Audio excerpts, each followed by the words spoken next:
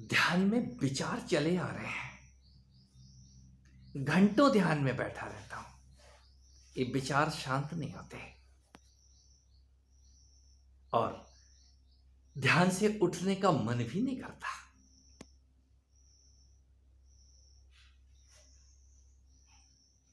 विनम्र प्रार्थना है, आप कुछ समझा दें। निसंदेह विचार विचार बुरे नहीं है, हमने उनको समझा कितना है। मित्र, ज्यों ही आप ध्यान की मशाल जलाते हैं, ध्यान में वो मशाल ही जलती है, ध्यान में आपकी ऊर्जा ही उठती है, ऊर्जा ही जलती है। ध्यान की मशाल, हमने ध्यान को एक मशाल का प्रतीक भी बनाया है। और ज्यों ही आप उस ध्यान में मशाल को पकड़ के बैठते हैं, त्यों ही वो विचार रूपी पतंगे उस मशाल को बुझाने के लिए दौड़े चले आते हैं। वो एक दो पतंगा नहीं है, वहां तो असंख्य पतंगे हैं। वो ध्यान की मशाल के ऊपर कूदते रहते हैं। कोई पंख जलवा लेता है और कोई आत्म आहुति दे देता है। असंख्य, ये असंख्य विचार आपको समझ तो आए। आप अगर गिनती भी करते हैं तो आपको समझ नहीं आएगा। आप पकड़ना शुरू कीजिए, 1 2 3 कितने विचार आ रहे हैं, विचारों पे गौर कीजिए। और एक क्षण वो आता है, आप किसी न किसी विचार के आगोश में आ जाते हैं। विचार आपकी उस मशाल को चट कर जाता है, तिलचट्टा। जो तिलचट्टा हमने नाम दिया है, वो तेल को चाटता है। बुझे दिए के तेल को तिलचट्टा चाटता है, लेकिन जलते हुए को बुझाने वाला तो कोई पतंगा ही होता है। कोई पतंगा जान देने के लिए आता है, अपने पंख जलाने के लिए। उसको नहीं पता है इस मसाल के नजदीक जाने से मेरे पंख जल जाएंगे। आपका भी वही हाल है। आप मशाल पकड़ के खड़े हो जाते हैं, आप मशाल बनिए। यदि आप मशाल बनते हैं तो वो विचार थम जाएंगे। आप मशाल को पकड़ लेते हैं, मिशाल बन जाते हैं। मशाल नहीं बन पाते। हम ध्यान कर रहे हैं, हम ध्यान की मिशाल हैं।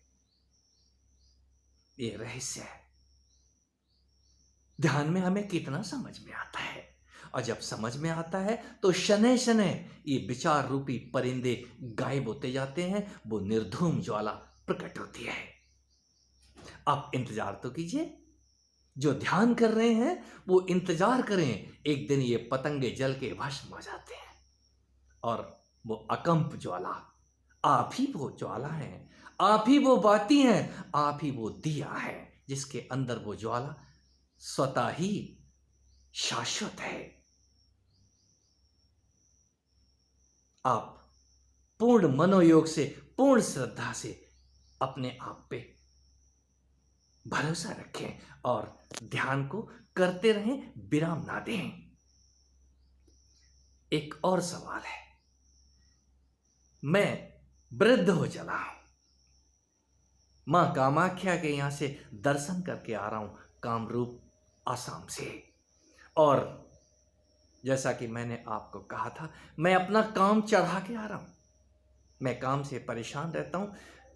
और ज्यों ही उस मंदिर में पहुंचा हूं तो पंडा जी ने मुझे वो रक्त वर्ण दिखा दिया, वो कामपीठ दिखा दिया। मां के मंदिर का नक्शा और जो कुछ भी बताया जा सकता है, उन्होंने वो सब कुछ बता दिया। काम तो नहीं गया, मैं वापस आ तो गया हूं, लेकिन काम तो वहीं का वहीं है। कामरूप के दर्शन भी हो गए, कामाक्षी मां से मिलके भी आ रहा हूं, नहीं मिले।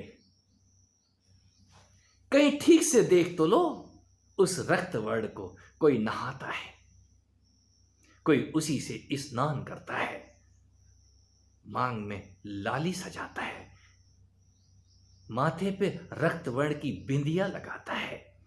ये साधना है। इस साधन से कोई गुजरता है। इस काम को जानने के बाद ही कोई अपने आप को सत्यकाम जावाल कहता है। मेरा नाम सत्य है, मेरा नाम सत्यकाम है, मेरा नाम सत्यकाम जावाल है। किसी ने उपनिषद पढ़े हैं तो उसमें यह कहानी बड़ी अद्भुत है। सत्यकाम जावाल, एक छोटा बच्चा शिक्षा के लिए तड़पता है और किसी संत को देख के वो उनकी शरणागत हो जाता है। संत उससे उसका नाम पूछते हैं तो इतना ही बताता है, प्रभु मेरा नाम मुझे नहीं पता। तो वो संत उसको वापस भेज देते हैं, जाओ अपनी माँ से अपना नाम, पिता का नाम और अपना गोत्र पूछ के आओ। तो वो अबोध बच्चा अपनी माँ के पास जा रहा है और माँ से पूछता है, माँ मेरा नाम क्या है, मेरा गोत्र क्या है, मेरे पिता का नाम क्या है। तो माँ समझाती है उसको, बेटे जवानी में मैं बहुतों के संपर्क में आई थी, बहुतों की सेवा की थी मैंने, और मैं उस ज्वाला से, काम की ज्वाला से पीड़ित थी। तेरा किससे जन्म हुआ है मैं बता नहीं पाऊंगी, इतना ही है तेरा नाम सत्य है, क्योंकि वो सत्य था कि मुझे काम ने सताया था और उसके कारण तेरा जन्म हुआ है। मैं तेरा नाम सत्य काम रखती हूं और ज्वाला जलती हुई अग्नि हूं मैं काम की, और इससे तेरा जन्म हुआ है। मुझे नहीं पता तेरा पिता कौन है, लेकिन तू ज्वाला का पुत्र है, अग्नि का पुत्र है, तेरा नाम सत्यकाम जावाल। बोल दे जाके अपने गुरु को। ये कटु सत्य है, हम सभी सत्यकाम उसी सत्य से उपजे हैं, अपने माँ बाप के अथाह प्रेम में, जो भी जैसा भी रहे हों वो। लेकिन इस शरीर का निर्माण कहीं काम की ज्वाला से ही होता है। आप इसको जाने बिना बुझाने की कोशिश कर रहे हैं। ये ज्वाला हमको उस दीप को जलाने में मदद करती है। जिसने भी जाना है धन्यवाद किया है। आप उस काम को प्रभु का दिया हुआ काम समझ के इस धनुष, इस तन रूपी धनुष को उठाइए और ध्यान की अग्नि में उन तीरों को ढूंढिए। ये आपके 5 तीर कहां हैं? काम, क्रोध, लोभ, मोह, ये अद्भुत तीर हैं। और एक ऐसा तीर भी है मैं का। मेरा नाम राम है, मैं दशरथ नंदन हूं, मैं भगवान बाल। ये शब्द समझ आते हैं। जितने भी हमने नाम रखे हैं प्राचीन ग्रंथों में, हमारे सनातन ग्रंथों में, यदि किसी से नाम पूछो तो मैं भृगु शिष्य परशुराम हूं, मैं विश्वामित्र शिष्य राम हूं, मैं संदीपनी शिष्य कृष्ण हूं। ये गुरु का नाम क्यों लगाया जा रहा है? कहीं पिता का नाम लग रहा है, मैं दशरथ नंदन हूं, मैं यशोदा नंदन हूं। कहीं मां का नाम है तो कहीं पिता का नाम है, कहीं गुरु का नाम है। अपना नाम कोई नहीं बता रहा है, आप अपना नाम कहां से उठा लाए? ये नाम कहीं काम का है, उसी सत्य काम का।